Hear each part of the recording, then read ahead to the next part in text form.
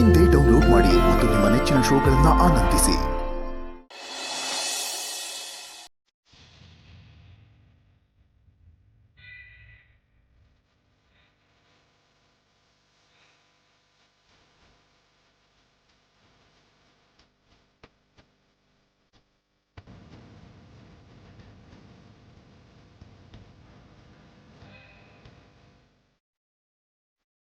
ಆದರೆ ಮಗು ಟ್ರೀಟ್ಮೆಂಟ್ಗೆ ರೆಸ್ಪಾಂಡ್ ಮಾಡ್ತಾ ಇಲ್ಲ.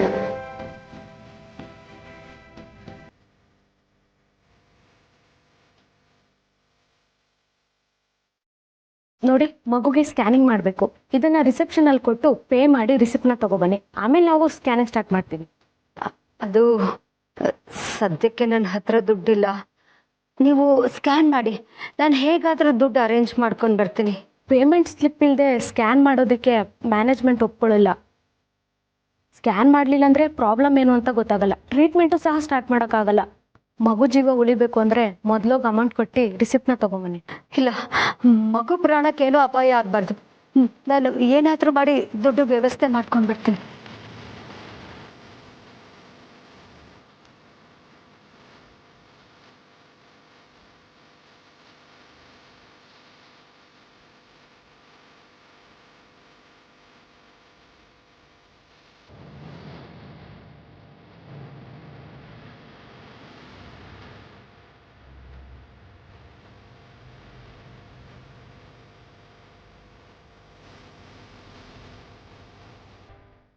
ಯಾರೀ ಹೆಂಗ್ಸು ಪಾಪ ಇಷ್ಟೊಂದು ಬೇಡ್ಕೋತಿದ್ದಾರೆ?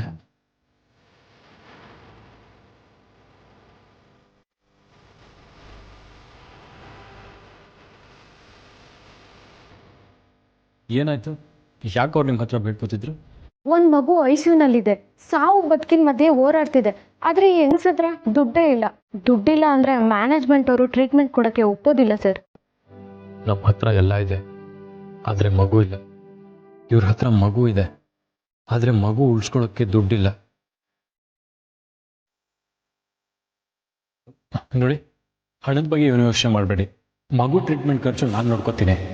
ಮಗುಗೇನು ತೊಂದರೆ ಆಗಬಾರ್ದು. ಮಗು ಕಳ್ಕೊಳ್ಳೋ ದುಃಖ ಏನು ಅಂತ ನನಗೆ ಗೊತ್ತು. ನೀವು ದಯವಿಟ್ಟು ಟ್ರೀಟ್ಮೆಂಟ್ ಶುರು ಮಾಡಿ. ಹಾಗಾದರೆ ಕ್ಯಾಶ್ ಕೌಂಟರಲ್ಲಿ ಅಮೌಂಟ್ ಪೇ ಮಾಡಿ, ನಾನು ಕಾಲ್ ಮಾಡಿ ಹೇಳ್ತೀನಿ. ಸರಿ.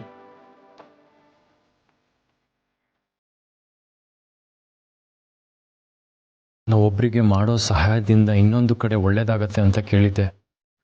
ನಮ್ಮ ಮೀರಾ ಥರನೇ ಇದು ಒಂದು ಮಗು. ಈ ಮಗುಗೆ ಮಾಡೋ ಸಹಾಯ ನನ್ನ ಮೀರಾನ ಕಾಪಾಡಲಿ. ಮೀರಾ, ಎಲ್ಲಿದೆಯಾ ನನ್ನ ಕಂದ? ಆದಷ್ಟು ಬೇಗ ನನ್ನ ಅಪ್ಪನ ಹತ್ರ ಬಾ.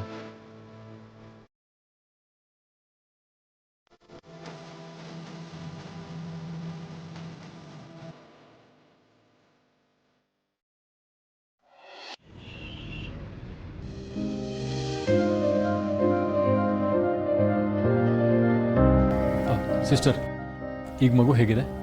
ಜೀವಕ್ಕೇನು ತೊಂದರೆ ಇಲ್ಲ. ಮಗು ಇವಾಗ ಹುಷಾರಾಗ್ತಾ ಇದ್ದಾಳೆ. Thank god. ಸದ್ಯ ಮಗುಗೇನೂ ಆಗಿಲ್ಲ. ನಾನು ಒಂದ್ಸಲ ಮಗುಗೆ ನೋಡ್ಬೋದಾ? ಸರ್, ಆ ಮಗುಗೆ ಪುನರ್ಜೀವ ಕೊಟ್ಟವ್ರು ನೀವು ಸಹಾಯ ಮಾಡಿ ಆ ಮಗು ಜೀವ ಕಾಪಾಡಿದ್ದೀರಾ. ಖಂಡಿತವಾಗ್ಲೂ ನೀವು ಆ ಮಗುನ ನೋಡ್ಬೋದು. ದಯವಿಟ್ಟು ಬನ್ನಿ ಸರ್.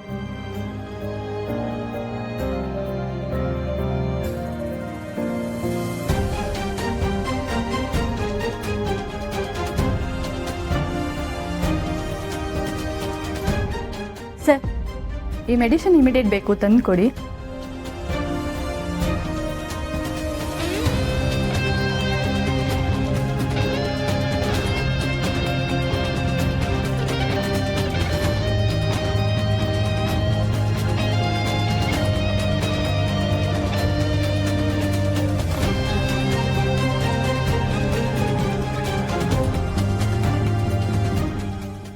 ಸಿಸ್ಟರ್, ಸ್ವಲ್ಪ ದುಡ್ಡು ಸಿಕ್ಕಿದೆ. ಈಗ ಏನೇನು ಮಾಡಬೇಕು ಹೇಳಿ. ನೋಡಿ, ನಿಮ್ಮ ಮಗುಗೆ ಸ್ಕ್ಯಾನಿಂಗ್ ಎಲ್ಲ ಆಗಿದೆ, ಜೊತೆಗೆ ಟ್ರೀಟ್ಮೆಂಟ್ ಕೂಡ ನಡೀತಾ ಇದೆ. ನಿಮ್ಮ ಮಗು ಪ್ರಾಣಾಪಾಯದಿಂದ ಪಾರಾಗಿದೆ. Thank you sister. ದುಡ್ಡಿಲ್ಲದೆ ಇದ್ದರೂ ಟ್ರೀಟ್ಮೆಂಟ್ ಕೊಟ್ಟಿದ್ದೀರಾ. ನಿಮ್ಮದು ತುಂಬ ದೊಡ್ಡ ಮನಸ್ಸು. ಅಯ್ಯೋ, ನಂದು ದೊಡ್ಡ ಮನಸ್ಸಲ್ಲ. ಸರಿಯಾದ ಸಮಯಕ್ಕೆ ಬಂದು ಸ್ಕ್ಯಾನಿಂಗ್ಗೆ ಮತ್ತು ಮೆಡಿಸಿನ್ ತರಕ್ಕೆ ದುಡ್ಡು ಕೊಟ್ರಲ್ಲ ಅವರು. ಯಾರು ಮೇಡಮ್ ಅದು? ದೇವ್ರ ಹಾಗೆ ಬಂದು ನನ್ನ ಮಗು ಜೀವನ ಉಳಿಸ್ತೋರು. ಅವ್ರು ಯಾರು ಅಂತ ನನಗೂ ಸರಿಯಾಗಿ ಗೊತ್ತಿಲ್ಲ. ಇಲ್ಲೇ ಎಲ್ಲೋ ಇದ್ರು. ಎಲ್ಲಿ ಅವರು ಕಾಣಿಸ್ತಿಲ್ಲ. ಅವ್ರು ಮತ್ತೆ ಈ ಕಡೆ ಏನಾದರೂ ಬಂದರೆ ದಯವಿಟ್ಟು ನನಗೆ ತಿಳಿಸಿ. ಎಂಥ ದೊಡ್ಡ ಮನಸ್ಸು ಅವ್ರದ್ದು. ಯಾರು ಏನು ಅಂತ ಗೊತ್ತಿಲ್ಲದೆ ಕಷ್ಟದಲ್ಲಿರೋ ಮಗುಗೆ ಸಹಾಯ ಮಾಡಿದ್ದಾರೆ. ದೇವರು ಅವ್ರನ್ನ, ಅವ್ರ ಮನೆಯವ್ರನ್ನ, ಅವ್ರ ಮಕ್ಕಳನ್ನ ಯಾವುದೇ ತೊಂದರೆ ಇಲ್ಲದೆ 100 ಕಾಲ ಚೆನ್ನಾಗಿಟ್ಟಿರಲಿ.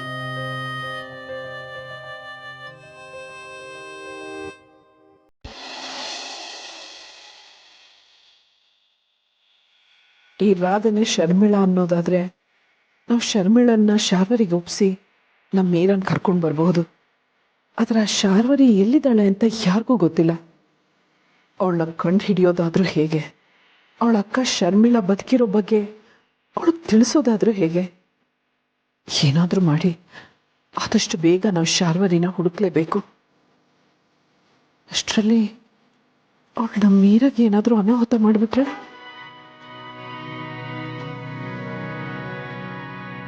ಇಂಥ ಪರಿಸ್ಥಿತಿಲಿ ನನ್ನ ಜೊತೆಯಾಗಿ ನಿಂತಿರೋದು ನೀವಿದ್ರೆ ನನಗೆ ಧೈರ್ಯ. ಹುಚ್ಚು ಹುಡುಗಿ, ನಾನು ಯಾವಾಗಲೂ ನಿನ್ನ ಜೊತೆನಲ್ಲೇ ಇರ್ತೀನಿ ಅಂತ ನಿನಗೂ ಗೊತ್ತಲ್ವಾ? ಯಾಕೆ ಸುಮ್ಮನೆ ಟೆನ್ಷನ್ ಮಾಡ್ಕೋತೀಯಾ? ಅಲ್ಲ ಮಾವ, ಈ ರಾಧಾನೇ ಶರ್ಮಿಳಾ ಅಂತ ನಮ್ಗೆ ಹೇಗೂ ಗೊತ್ತಾಗಿದೆ.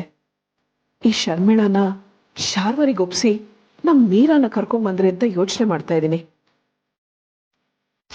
ಆದ್ರೆ ಈ ಶಾರ್ವರ್ ಏನು ಹುಡ್ಕೋದಾದ್ರೂ ಹೇಗೆ?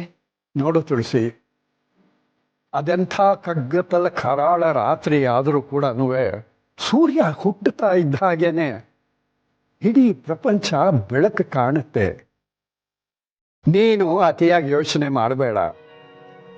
ಕತ್ತಲೆ ಕಳೆದು ಬೆಳಕಾಗಲಿ, ಸತ್ಯದ ಅನಾವರಣ ಹಾಗೇ ಆಗತ್ತೆ. ಆದ್ರೆ ಮಾವ, ರಾಧಾ ಯಾಕೆ ಹೀಗೆ ಮಾಡಿದ್ರು? ಅವ್ರಿಗೆ ಹಳೇದೆಲ್ಲ ನೆನಪಿಗೆ ಬಂದಿದೆಯೋ ಇಲ್ವೋ ಗೊತ್ತಿಲ್ಲ. ಒಂದು ವೇಳೆ ಅವ್ರಿಗೆ ನೆನಪಿನ ಶಕ್ತಿ ಬಂದು ಅವ್ರ ತಂಗಿ ಶಾರ್ವರಿ ಪರವಾಗಿ ನಿಂತ್ರೆ?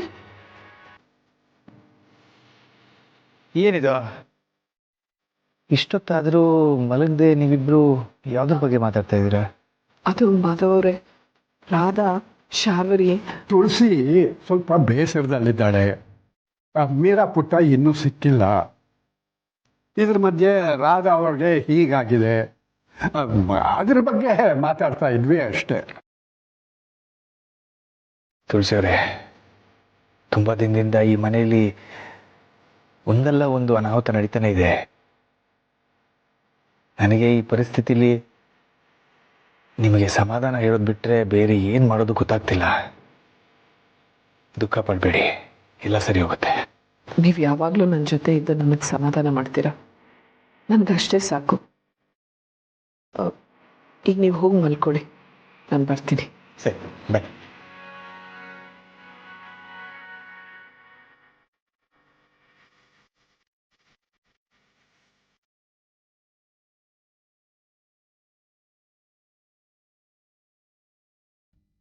ಶ್ರೀರಸ್ತು ಶುಭಮಸ್ತು.